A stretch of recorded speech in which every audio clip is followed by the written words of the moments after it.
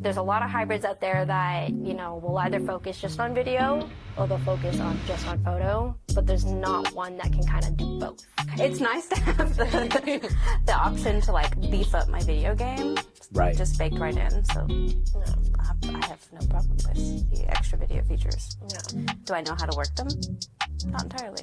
Us photographers, we don't deal with overheating issues. Yeah, I think the S9 was like their best move. With the recent launch of the Lumix S1Rii Mark II, seems like dedicated photo cameras are starting to become a thing in the past. Today I'm getting the chance to talk to two talented photographers about the missing features of the Lumix S1Rii Mark II, the pros and cons of the hybrid cameras versus dedicated cameras. And in this episode, I'm going to be joined back with a returning guest, Jamie House, who's a talented product photographer from Dallas, Texas, and also Mercedes Alyssa, who is from Toronto and is a concert photographer. Both of these ladies, I'm already bullied, it's already feeling it.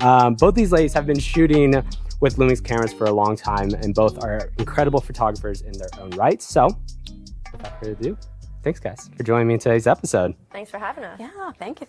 Sweet. For the warm-up conversation, just to give my audience a quick who you are, what do you do? I kind of briefly touched over it, so whoever wants to start. You go. Sure. Yeah. I'm Mercedes. I am a photographer in Toronto, Canada, and I started shooting with a Lumix at the age of 15. I'm 27 now, so you guys can do the math there. But yeah, I started shooting with Lumix cameras, originally did beauty and portraits, and then eventually transitioned into concert photography and working with music artists, doing portraits and also shooting their live shows.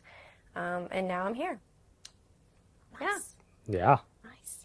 Well, I've been on here before, but I'm Jamie. I do commercial product, beauty, fashion, skincare when I'm home, and then when I'm not, I do sort of travel, documentary, editorial photography, video, ? Cool. I'm a baby YouTuber. Yeah, me too. Just getting into it. I have 2 videos. We dabble. See, We're dabbling in the YouTube. this is where I think it's like on YouTube, it's a bunch of filmmakers and like no photographers mostly, especially in the Lumix industry. So I would be curious, Jamie, you talked and you've had the Lumix S1Rii Mark II for a couple of weeks. Mercedes, you just touched it today. Yeah. So I'd be curious to hear both your guys' first impressions on this camera and what you like from it from a photographer perspective. Well, I'll say that it's my dream camera. I'm good for the next 5 years. No. I'm good. The fact that they started working with Capture One especially was just huge for me.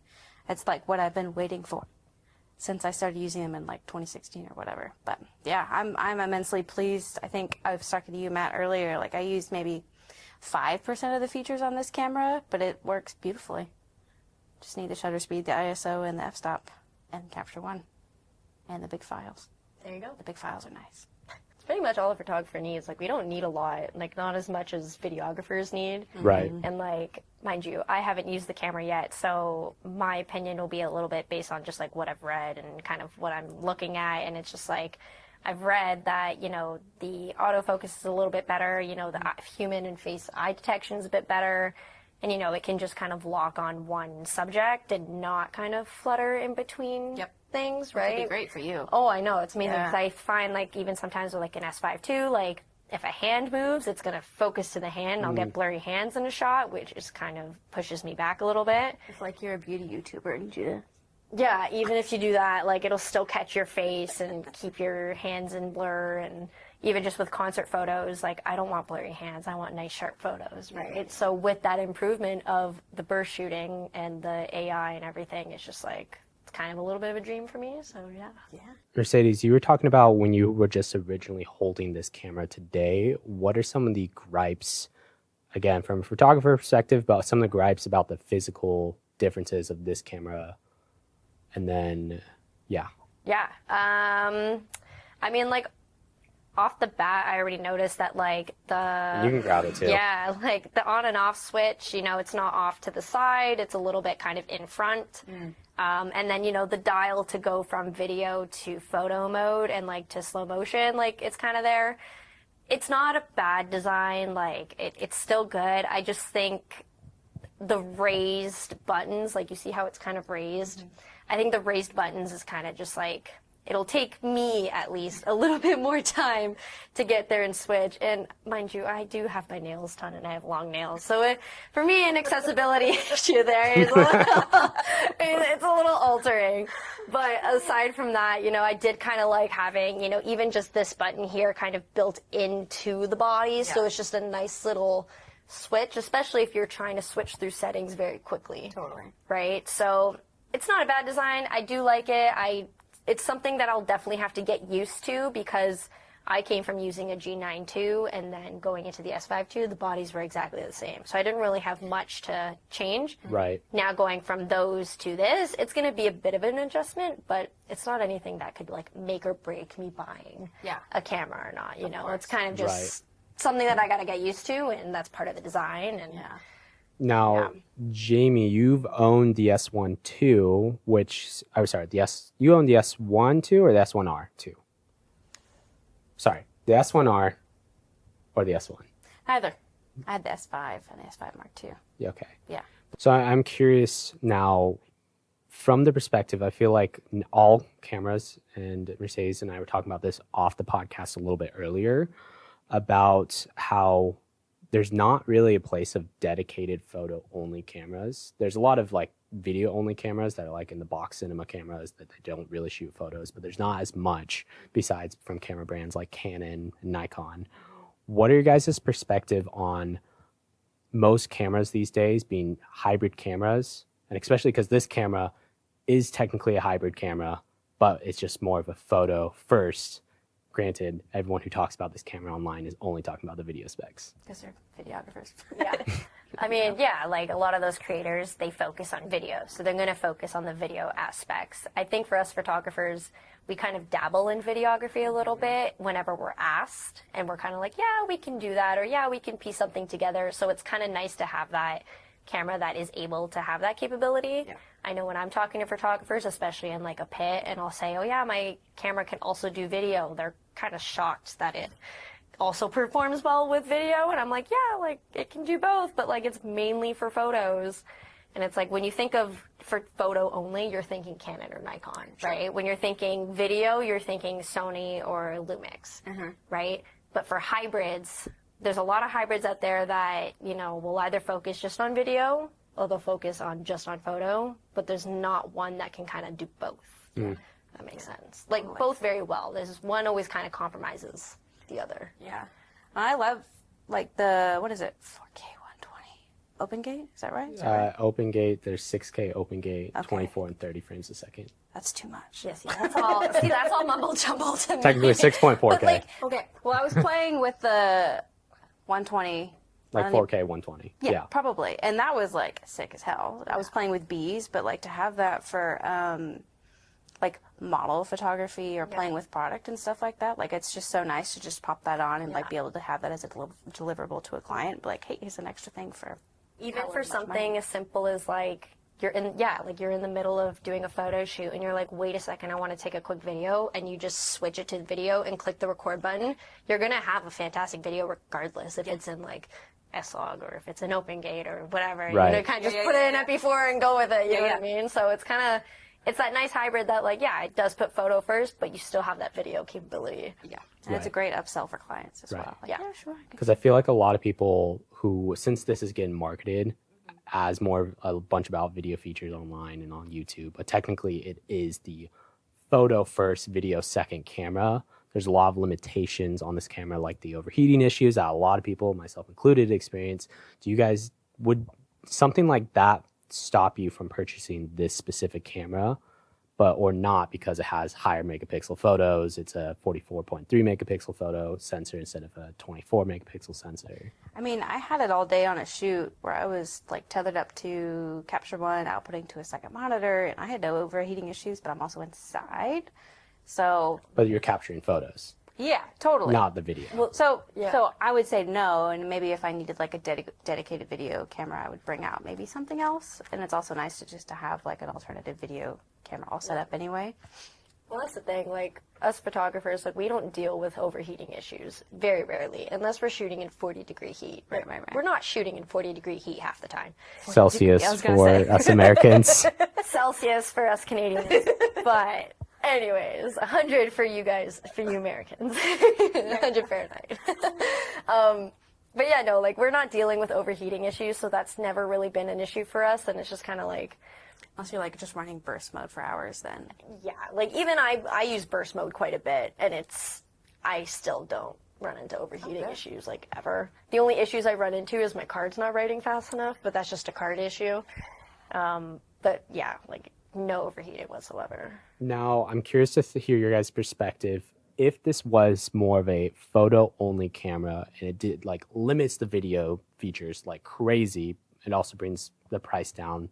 Would you prefer that over this camera that has really great video specs like 8K, has open gate, has all of that? What would your thoughts be on that? I'll say, like, as a budding YouTuber, it's nice to have the option to like beef up my video game, Right. just baked right in. So Yeah. I have no problem with the extra video features. Yeah. Do I know how to work them? Not entirely.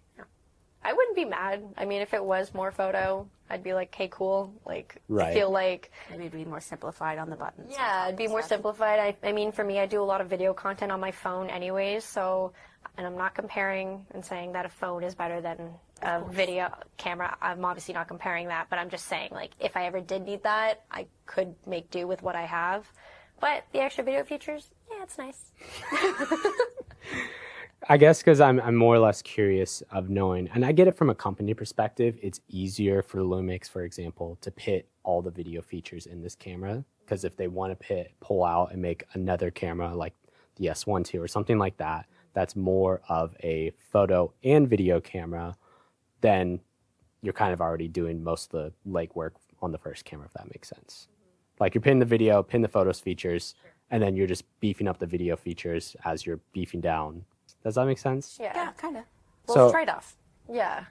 Well, Lumix has, for a long time, has been doing cameras with photo and video capability. Like, I've been using Lumix, like I said, since I was 15. And my first my first camera from them was like the FZ something. It had like the 300? retractable 100? lens, 200, 2000, 1,000? 2500. I don't know. FZ something, but somebody out there will know what I'm talking about.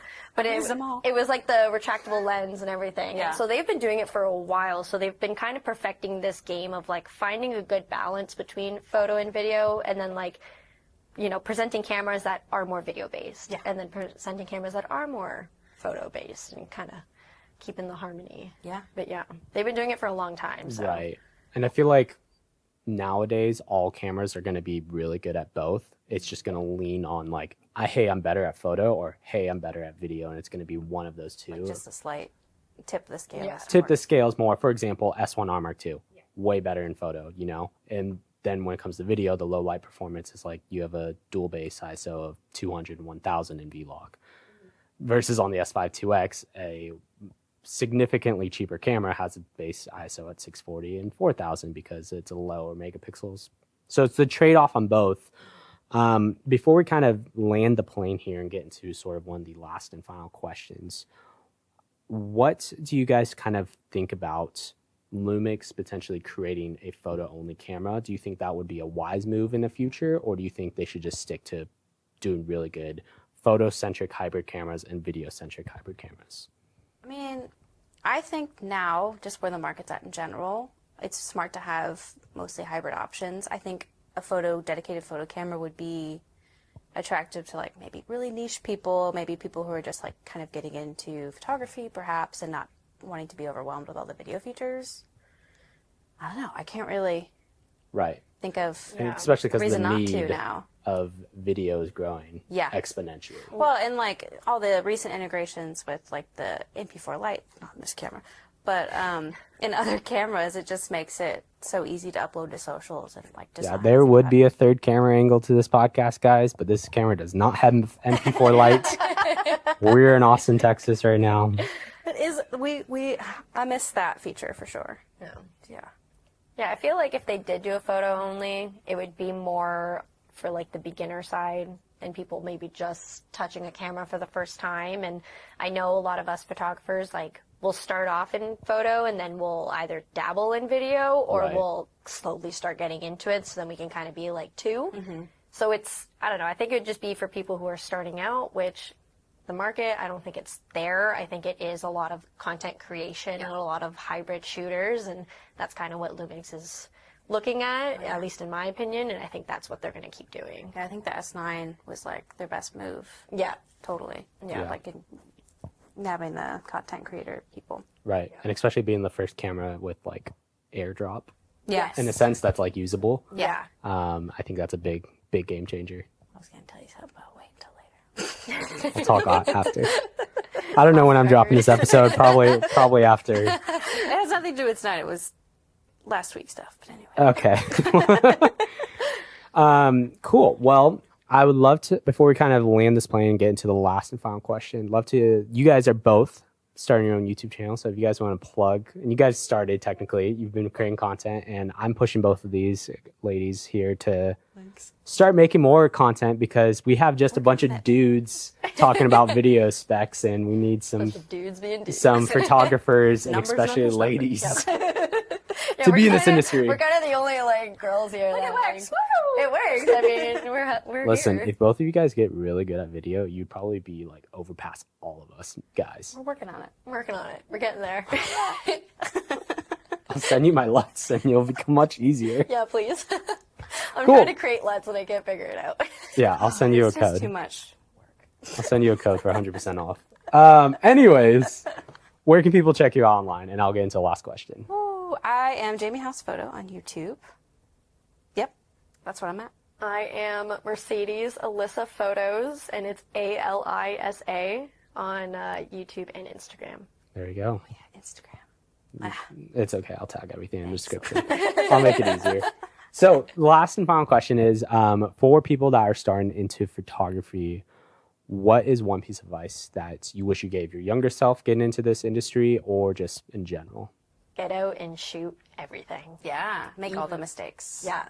Make every mistake you can. Go Find a shoot. mentor. Yes. Find a mentor. I didn't have a mentor. I learned everything myself. Yeah, And it find was somebody who will tell you what to the do. tough words. Yes, and to give you a bit of tough love and give you some realistic expectations of the industry and kind of what you're going to go through, and just practice, practice, practice. Yeah, and try out everything. Like, Everything. say yes to everything that's appropriate for a while until you Yeah. get good enough to Yeah. charge. But Yeah. Sweet. Sick. Thanks, guys, for joining me. Thanks for having us. Yeah. If you guys are interested in seeing another podcast episode talking about budget L mount lenses, check out that video right there. YouTube recommends you might like this video right here. Until next one, guys. Peace.